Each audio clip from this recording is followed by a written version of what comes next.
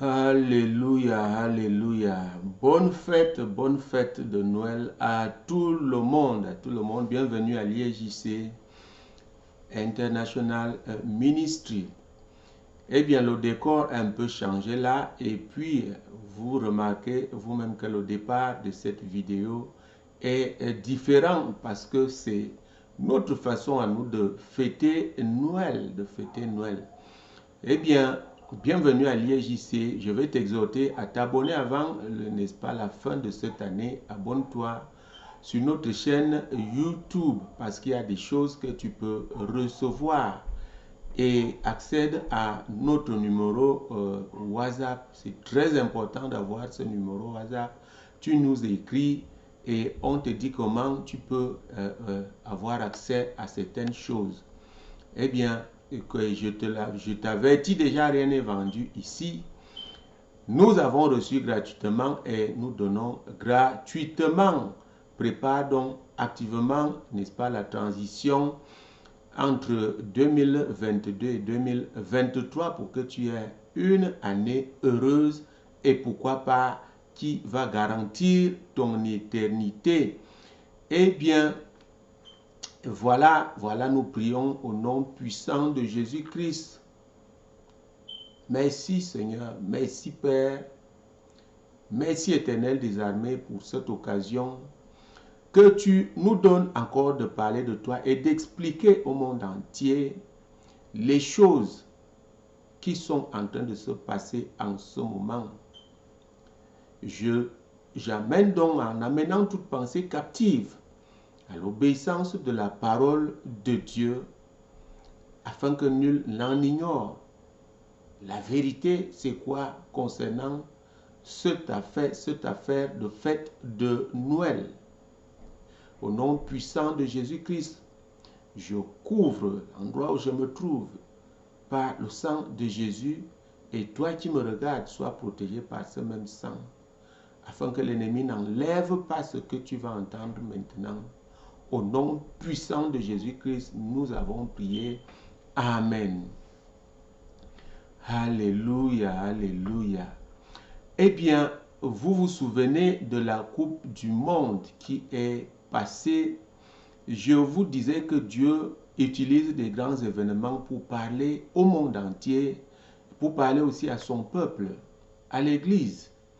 Nous voici une fois de plus en plein dans un événement du monde. Un événement qui est célébré dans le monde entier. La fête de Noël, dit-on alors, la naissance de Jésus-Christ. De Jésus-Christ, l'Église, nous profitons pour expliquer à tous ceux qui fêtent. Je vais commencer aujourd'hui par tous ceux qui n'ont pas encore reçu le Seigneur Jésus-Christ et qui fêtent. Ils fêtent parce qu'ils sont invités par des chrétiens entre guillemets. Je vais commencer par dire comme ça. Donc, je parle d'abord donc à tous ceux-là qui n'ont pas encore reçu le Seigneur Jésus-Christ afin qu'ils comprennent pourquoi ils fêtent Noël.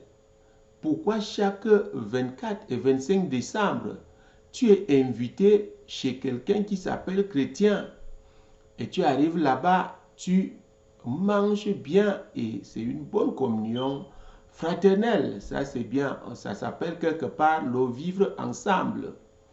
Mais pourquoi tu fêtes? Sais-tu pourquoi tu vas fêter? Eh bien, commençons ici à invoquer les Écritures. Nous faisons tout sur la base des Écritures. Pendant cette fête, j'entends dire l'enfant Jésus, Baby Jesus. Oui, on célèbre, on achète beaucoup de cadeaux aux enfants. Noël est donc devenu la fête des petits-enfants.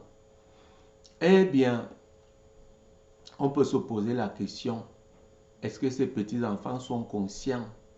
Est-ce qu'on les rend tout simplement contents en leur achetant des cadeaux?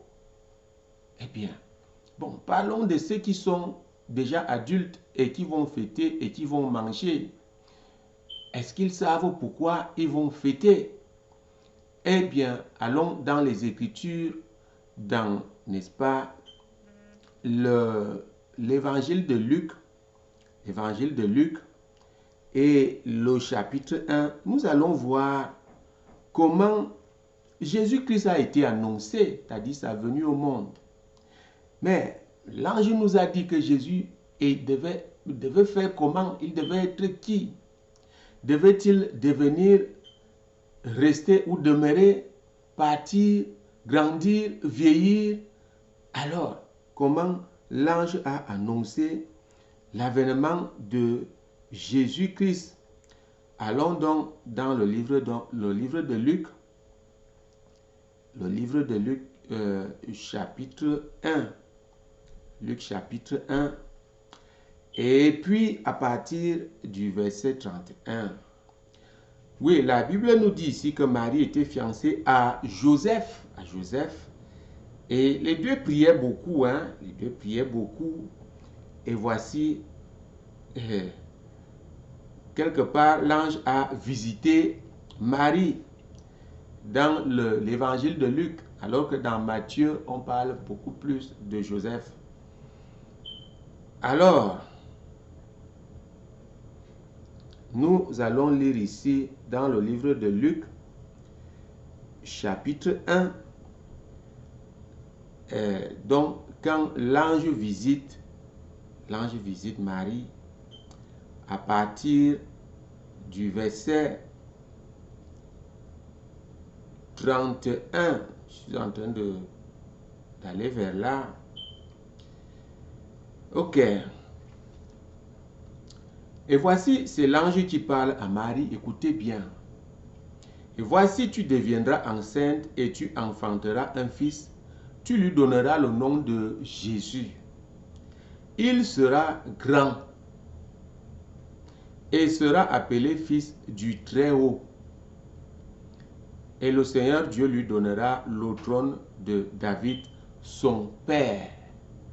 Il régnera sur la maison de Jacob éternellement et son règne n'aura point de fin. Considérons cette écriture. Il sera grand, il régnera, il sera le roi des Juifs, son règne n'aura point de fin. Est-ce qu'un bébé peut régner?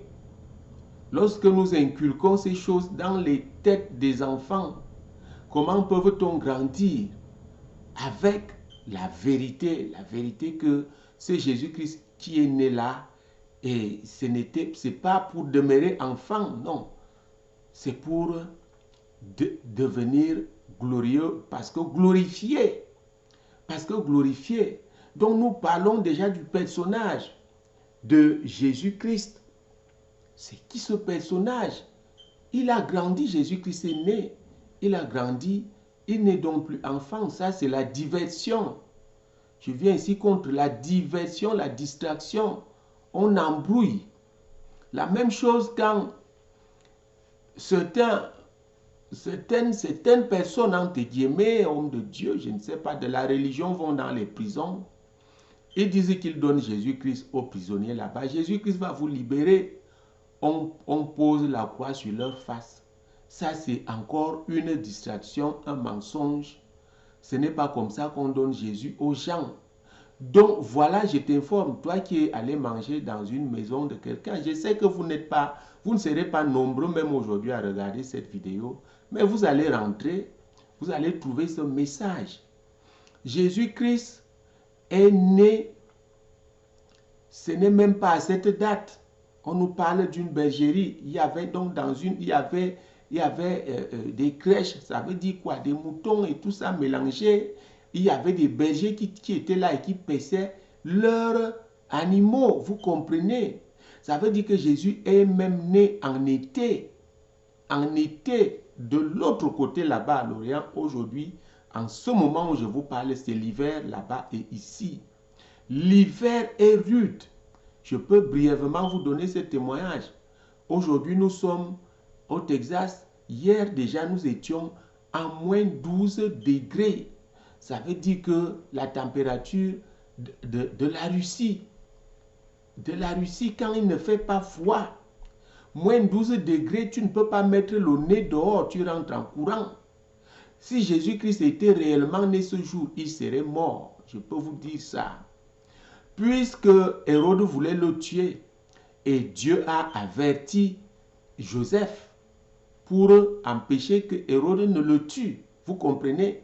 Ça veut dire qu'aussi, s'il devait naître en hiver, Dieu devait arranger l'accommodation. Dieu devait faire tout pour qu'il y ait une place à l'autel.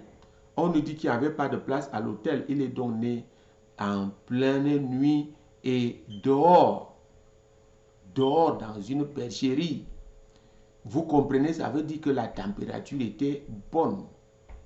Donc, voilà déjà, aujourd'hui, nous parlons de ça pour dire que non, ce n'est pas vrai du tout ce qu'on entend là, mais quelle est la position de l'Église?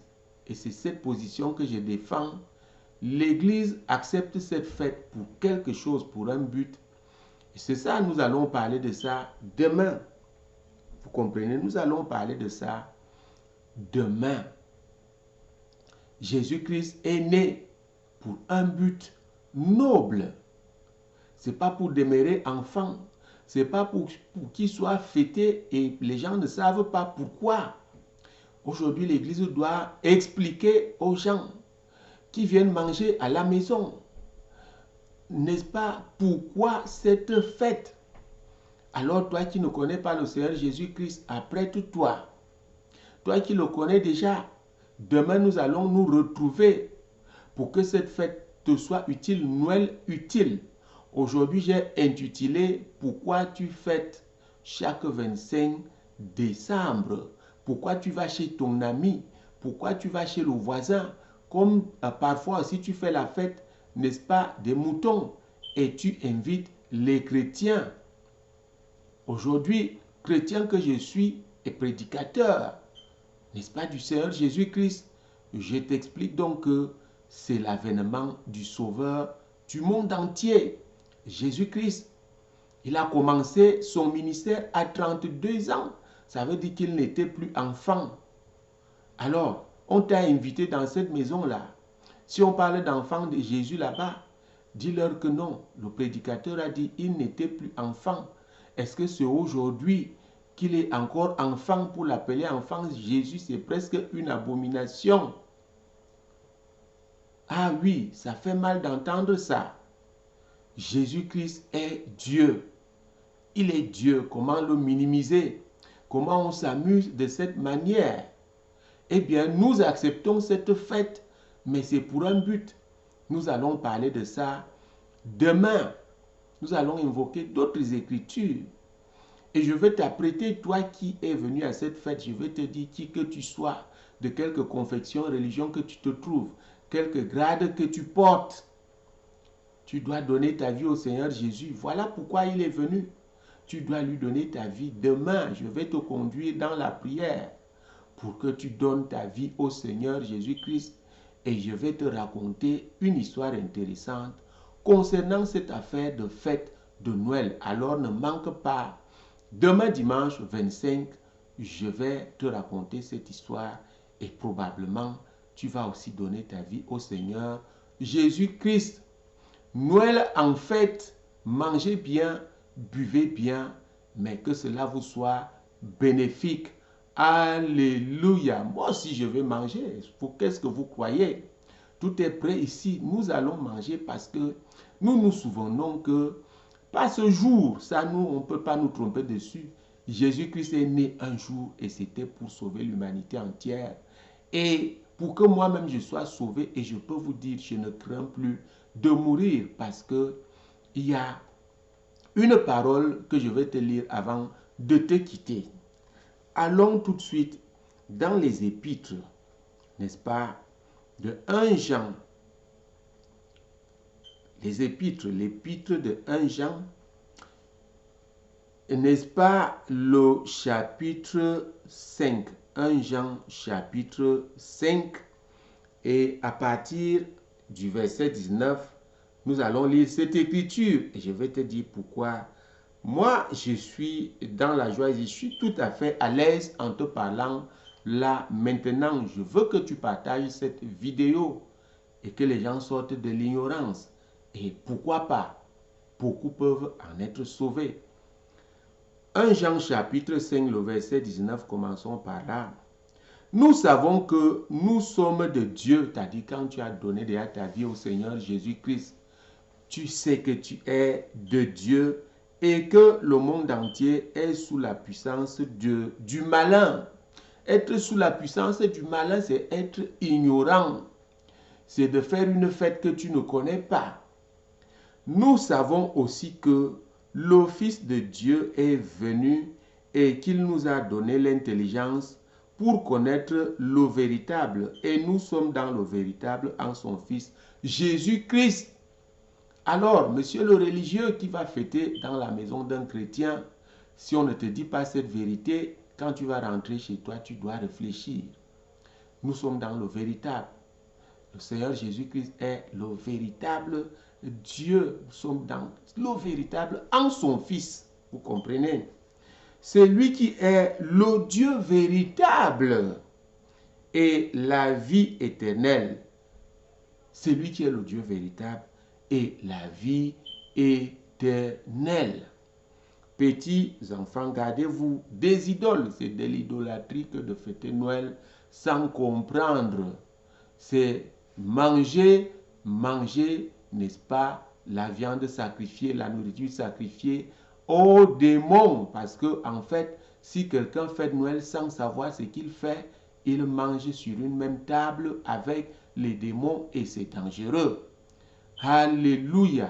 Je vous souhaite donc encore une très bonne fête de Noël, mais sachez pourquoi vous fêtez. Demain, nous allons nous retrouver et vous allez comprendre ce que vous avez à faire pour sauver votre vie, votre âme et gagner l'éternité. L'éternité, c'est-à-dire la nouvelle Jérusalem.